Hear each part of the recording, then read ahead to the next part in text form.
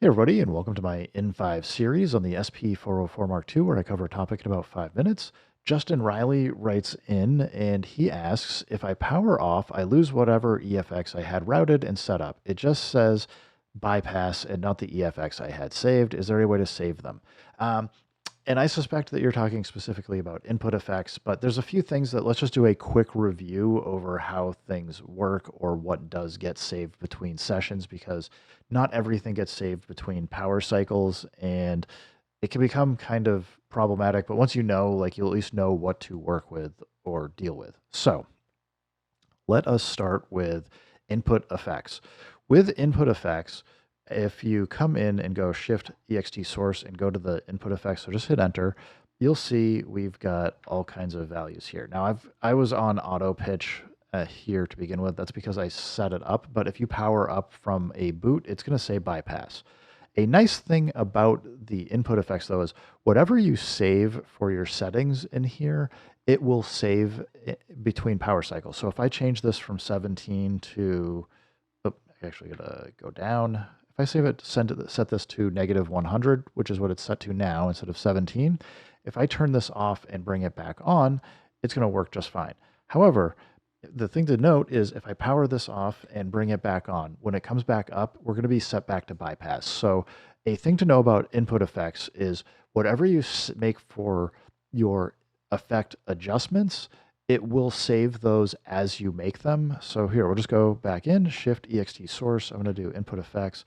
See, we're in bypass. That's just every time you boot up, you're going to be in bypass. So you're going to have to remember if you want to use your input effects to set them for what you want. But we can see here, it saved this pitch as -100. And if I change it back to 17 or whatever, it will save it and remember that value between power cycles. So at least you can get your parameters and values set the way that you would like, and you can restore back to those pretty simply and easily. Now, one more thing you want to know about input effects that does get saved between power cycles is the routing.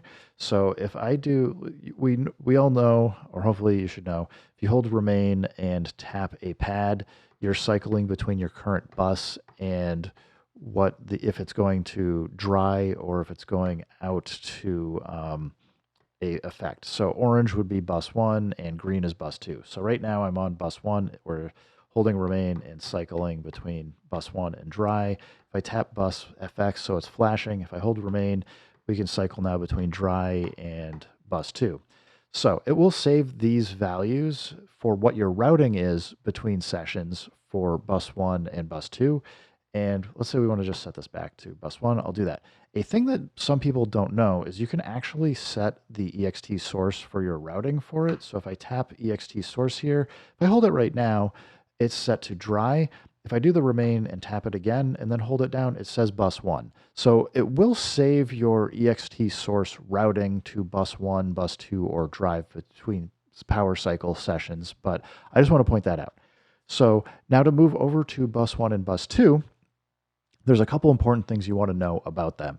One is, as we just discussed, you can set what your routing is for sample pads here to bus 1, bus 2, or dry with the remain combo and switching between what bus you're on by tapping bus effects.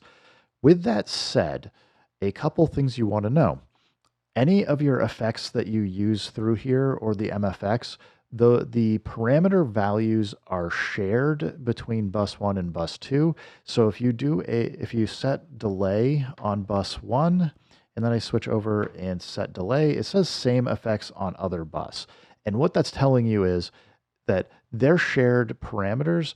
If you make a change to 1 on bus 1, it's also going to be making the same change on bus 2. So as a result, it can create some kind of weird or unpredictable things. I would generally say don't use the exact same effect on bus 1 and bus 2. You probably want to have something different so that you can then get some, you can control them separately.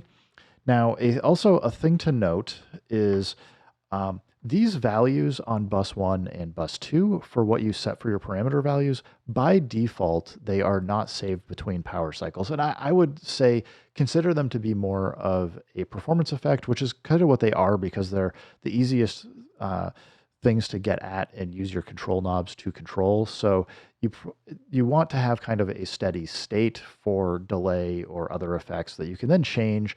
If you turn your system off and then you go do another performance someplace else, you know like that you're coming back into a steady state for your SP404 Mark II. With that said, if you do want to save your parameters, all you need to do is hold down Shift and Mark for like 3 to 5 seconds, somewhere around there. And you see it says saved EFX params. That's just letting you know that whatever the state of all of the shared values between bus 1 and bus 2 are, they are now saved to the system. So when you do power back up, they will have the same values. And just to show you, let's do isolator. That's easier. We're going to go negative infinity, 12 infinity. So that's what I just saved. If I turn this off and back on, once it's powered back up, you're going to see it's going to have whatever the parameters were before. So I need to go through this save process if I want to make sure that it is actually kind of set. Because if I come back in isolator, you see it's negative infinity, 9, negative infinity. So again, if I just want to save this now, so it's negative infinity, 12, negative infinity, Shift Mark, and it's going to go through and save all of the settings for that. Turn it off, turn it back on, and yeah, in a second we'll have this so I can show you that. Almost there.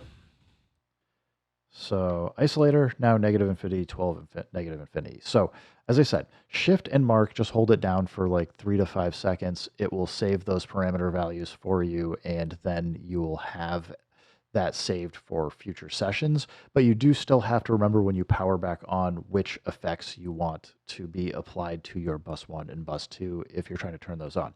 Now, last section is bus 3 and 4. And we get to that pretty easily by just Shift Pad 16.